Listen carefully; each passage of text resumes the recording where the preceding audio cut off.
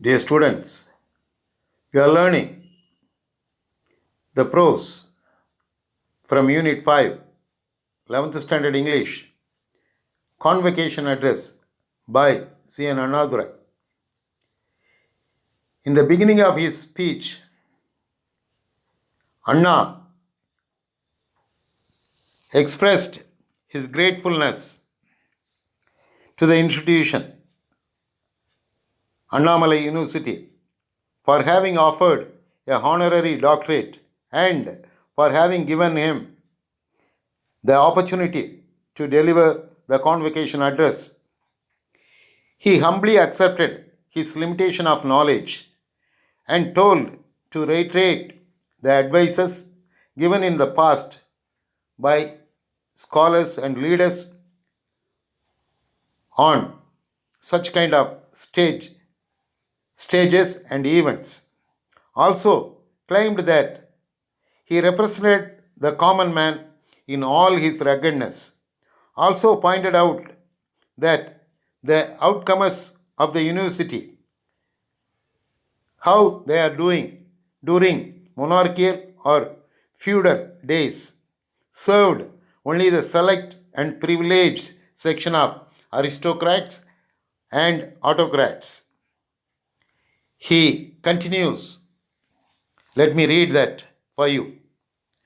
The role of university today is not cloistered and confined as in the past.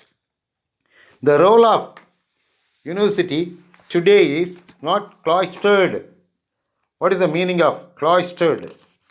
In your glossary, you can see restricted. The role of the university today is not cloistered and confined as in the past. Its function has been enlarged not in its fundamentals but in its domain. It has to take into account the commonness, the common man, but trim and train, guide and lead him before being asked to do his duty as a citizen of a democracy. As a citizen of a democracy. A task which kindles sweet hopes but which demands patience and perseverance, faith and confidence. Faith in himself and in others, and confidence in his inherent ability to shoulder the responsibility. What is the responsibility? To do his duty as a citizen of a democracy. That is his responsibility. To do that, what he needs, what it demands, patience and perseverance, faith and confidence. Faith in himself and in others, and confidence in his inherent ability to shoulder the responsibilities. The common man has become the origin of a potential ruler, and the duty today, the responsibility today of the universities is to fashion out of him an individual fitted and equipped for the task of making democracy fruitful and effective. While addressing the University of Brussels, Dr. S. Radhakrishnan, our former president, made the following statement.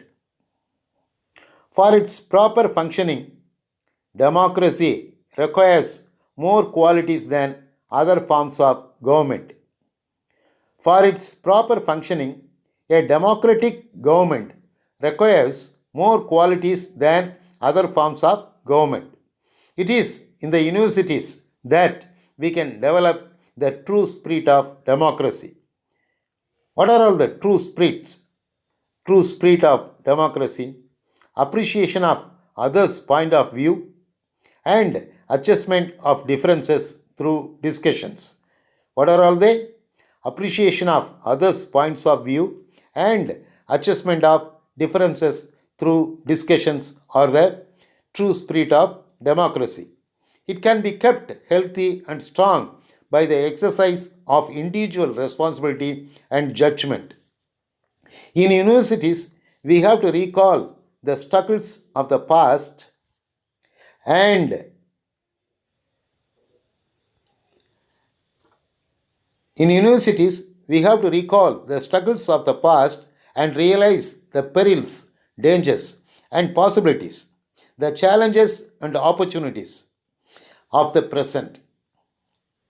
Graduates of the year, I wish you all a prosperous future. For, after all, the immediate concern of every individual, graduate or no graduate, is to acquire the means for a decent living, for a decent life. That is the first motivation for all human activity, and no one can ignore it. But that ought not to be the sole objective. But that ought not to be the sole objective. Something higher and nobler than mere individual material advancement is expected of you. For remember that this university education is a privilege, ஒரு சலுகை, is a privilege that you enjoy, for which you are deeply indebted to the community of which you are a member. Most of the money needed for maintaining educational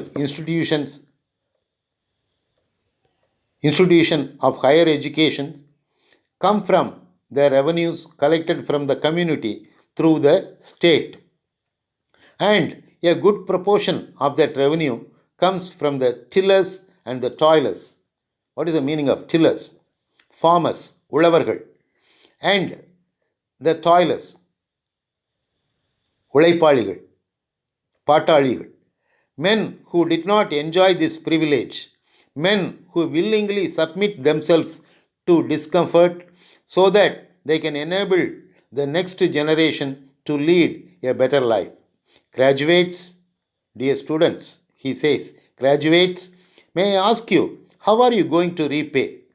What is to be your contribution to the social treasury? அரசாங்க கஜானாவிற்கு நீங்கள் எப்படி உங்கள் நன்றி கடனை திருப்பி செலுத்தப் போகிறீர்கள்? On which you have drawn so largely. அதிலிருந்து நீங்கள் அதிகமாக எடுத்துக்கொண்டு இருக்கிறீர்கள். Unless you replenish it richly, coming generations will find only an empty coffer, empty box, empty treasury, no money. Dear children, the second part of the lesson ends here. The rest of the lesson I will do it in the next part. Let me explain it. What I read now, let me explain it in Tamil also for your knowledge. Okay, children. The role of the university today. இன்றைய காலச்சூழலில் பல்கலைக்கழகங்களின்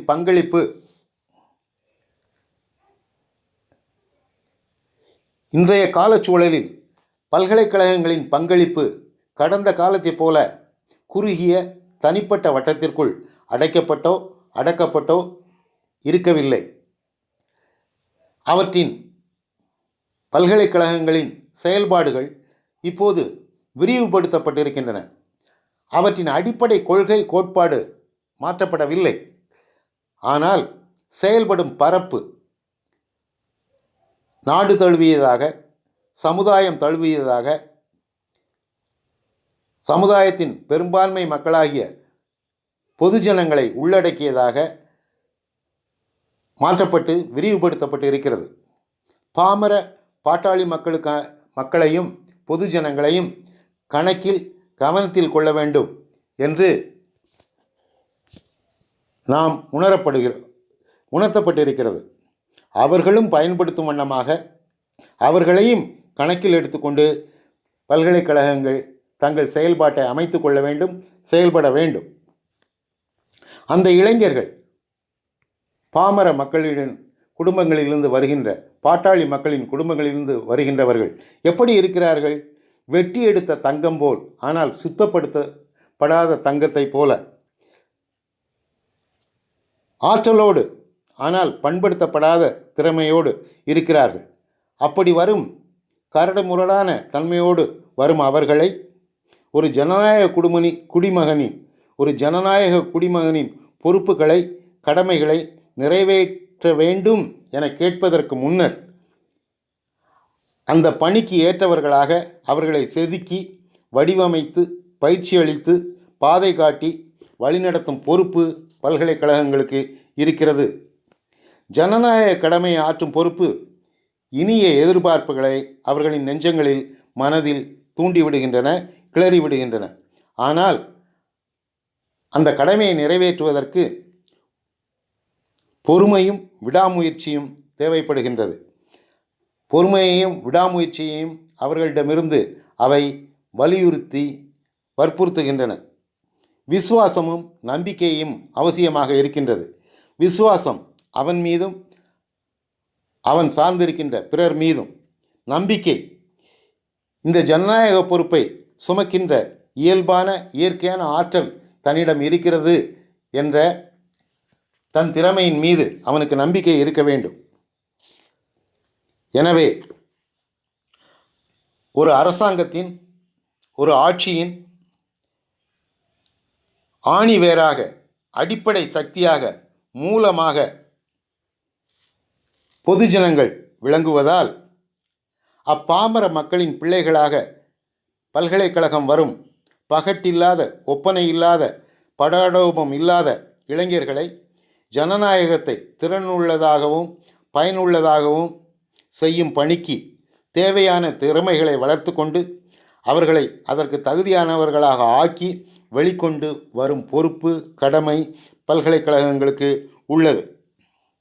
நமது முன்னாள் இந்திய ஜனாதிபதி doctor Radhakrishnan அவர்கள் பிரசல் பல்கலைக்கழகத்தில் ஆற்றிய உரையில் குறிப்பிடும்போது, மற்ற வகையான அரசாங்கங்களை விட ஜனநாயக அரசாங்கத்திற்கு அதிக தகுதியும் தரமும் வேண்டியவையாக, தேவைப்படுபவையாக இருக்கின்றன. உண்மையான ஜனநாயக பண்புகள் என்ன? அவை மற்றவர்களின் கருத்துக்களை கேட்டு பாராட்டும் குணம். ஏற்றுக்கொள்கிறோமோ இல்லையோ, முதலில் அவற்றை பாராட்ட தெரிய வேண்டும். மீண்டும் கருத்து வேறுபாடுகளை விவாதங்கள், பேச்சுவார்த்தைகள் மூலமாக களைந்து அல்லது குறைத்து கொண்டு அவற்றோடு பிறரோடு இயைந்து போவது, ஒத்துப்போவது போன்ற குணங்கள், இவற்றை வளர்க்கும் இடமாக பல்கலைக்கழகங்கள் திகழ்கின்றன. பல்கலைக்கழகங்கள் தான் இப்படிப்பட்ட குணங்களை வளர்த்தெடுக்க முடியும். தனிநபர்களின் பொறுப்புகளும் கருத்துக்களும் மூலமாகத்தான் ஜனநாயகத்தை வலுவாகவும் ஆரோக்கியமாகவும் காப்பாற்ற முடியும், பேணவும் முடியும். பல்கலைக்கழகங்கள் கடந்த கால போராட்டங்களை நினைவு கூர்ந்து எண்ணி பார்த்து, நிகழ்காலத்தில் காத்திருக்கும் அபாயம், ஆபத்து இவற்றை உணர்ந்து அதற்கான வழிவகைகளை கண்டுணர்ந்து, சவால்கள், சந்தர்ப்பங்கள் இவற்றையும் புரிந்து கொண்டு செயலாற்ற வேண்டும் என்று கூறுகிறார். யார்? நமது முன்னாள் ஜனாதிபதி டாக்டர் ராதாகிருஷ்ணன் அவர்கள். இந்த ஆண்டு பட்டப்படிப்பு படித்து முடித்து பட்டம் பெற்ற பட்டதாரிகள் அனைவருக்கும் ஒரு வளமான எதிர்காலம் அமைய வாழ்த்துகிறேன். பட்டதாரியோ பட்டதாரியாக இல்லாமல் இருப்பவர்களோ அனைவருக்கும் இருக்கும் ஒரு உடனடி தேவை ஒரு நல்ல வாழ்க்கையை அமைத்து கொள்ள வேண்டும் என்பதுதான். அதுதான் முதல் தேவையாக அனைத்து மனிதர்களுக்கும் உள்ள ஊக்க சக்தியாக இருப்பதை நாம் யாரும் அலட்சியம் செய்ய இயலாது, முடியாது. ஆனால் ஒரு நல்ல வாழ்க்கையை நமக்கு அமைத்து கொள்ள வேண்டும் என்பது மட்டுமே வாழ்வின் முழு லட்சியமாக, முழு நேர தேவையாக இருக்க வேண்டியது இல்லை.